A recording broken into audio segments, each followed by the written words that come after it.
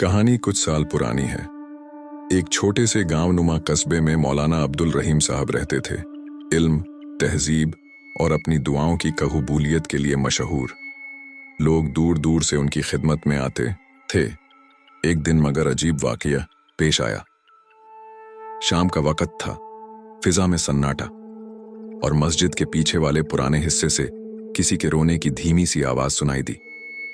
पहले तो मौलाना साहब ने समझा कोई मुसाफिर होगा, मगर आवाज बार बार और अलग अलग सुरों में आने लगी।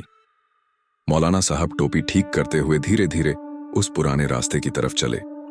जैसे ही वह पास पहुंचे, अचानक ठंडी हवा का झोंका चला और मस्जिद का दरवाजा अपने आप बंद हो गया।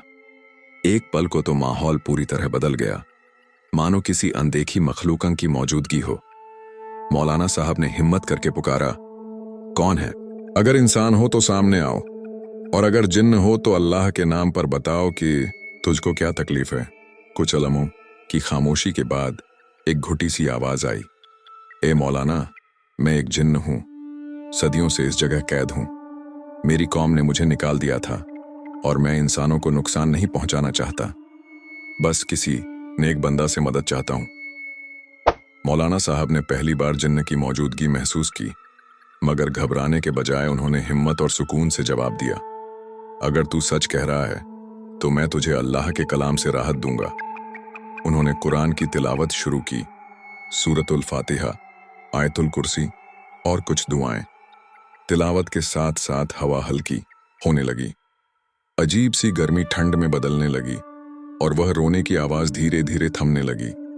जिन्न की आवाज फिर आई, मगर इस बार नरम और शुक्रगुजारी से भरी हुई, ए मौलाना, तेरी तिलावत ने मेरी कैद की जंजीरें तोड़ दी। अल्लाह तुझसे राजी हो। मैं यहां से जा रहा हूं और वादा करता हूं कि इस इलाके को कभी नुकसान नहीं पहुंचाऊंगा। इतना कहकर वह मौजूदगी मानो हवा में घुल गई। मौलाना साहब ने एक गहरी सांस ली, सजदे में गिरकर अल्लाह का शुक्र अदा किया और वापस मस्जिद की तरफ लौट आए। उस दिन के बाद लोगों ने नोट किया कि मस्जिद का वह पुराना हिस्सा हमेशा महकता रहता था, जैसे किसी ने वहां दुआओं की खुशबू छोड़ दी हो। और ये वाकया आज भी कस्बे में एक हकीकत की तरह सुनाया जाता है कि जब ईमान